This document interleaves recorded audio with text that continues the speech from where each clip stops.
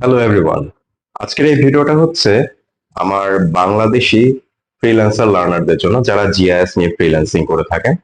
So তাদের মধ্যে অনেকেই কোশ্চেন করেছিল ক্লাস চলাকালীন সময় যে স্যার, আহ, আমাদের পিওনিয়ার কার্ডটা যদি এক্সপায়ার্ড হয়ে যায় তাহলে আমরা সেটা কিভাবে পাবো। আর আপনারা সবাই জানেন বাংলাদেশে ফ্রিল্যান্সিং করতে গিয়ে বলতে গেলে একটাই পেমেন্ট মেথড আমরা ইউজ করতে পারি, যেটা হচ্ছে পেওনিয়ার। মানে সহজভাবে যদি আমরা ফ্রিল্যান্সিং এর ইনকামটা আমাদের অ্যাকাউন্টে নিয়ে আসতে চাই, সেটা হচ্ছে পেওনিয়ার। বাট পেওনিয়ার কার্ড আমরা যখন পাই সেটা 3 বছর ভ্যালিডেশন থাকে। 3 বছর পর নতুন কার্ডটা আমরা কিভাবে রিনিউ করব? তো এই পর্যন্ত আমি 5বার রিনিউ করেছি।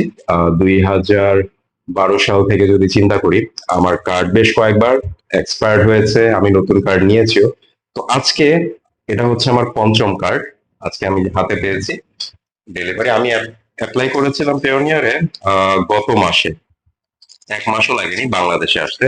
তো এই হচ্ছে আজকে হাতে পাওয়া আমার নতুন পিওনিয়ার কার্ড। চলুন দেখি। এই তো খুবই সুন্দর একটা পেপার দেয়া। This is my pioneer card.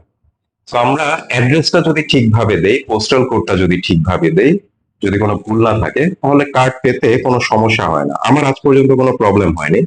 It's really nice cake. Can you see this? Okay.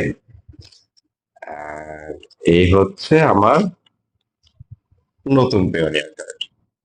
Okay. So everything is very easy. We are making this complicated. Okay, just অ্যাড্রেসটা যদি আমরা ঠিকভাবে দেই, নাম, অ্যাড্রেস, পোস্টাল কোড ঠিকভাবে দেই, তাহলে আপনার বাসায়ও ডেলিভারি দিয়ে দেবে, কোনো সমস্যা নেই।